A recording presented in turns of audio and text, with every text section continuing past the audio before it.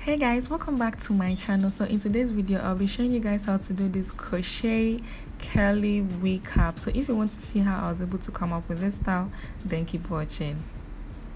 To be able to achieve this style, you need a crochet net and your latch hook, and then some old hair that I had lying around. This is faux locks or dreadlocks, anyhow you used to call it. So to begin, I'm going to begin to unravel the hair, and to unravel the hair to get a curly effect that I want, this very one that we are going to use to crochet. So here I'm just placing my mesh cap on my mannequin. I'm just using one, as you may see here. It's stretchy, so one is enough, and here I'm just positioning it to make sure that it fits properly on the mannequin, and I'm going to push it down with some push pin so it doesn't move around when I'm crocheting. To begin the crochet, I make sure that my latch is opened.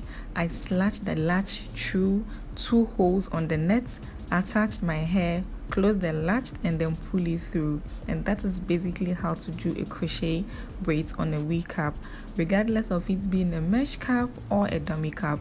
Any type of cap at all that you are using, same process apply. But for this particular one, I would advise you use this type of net because it's easier for the latch hook to pass through.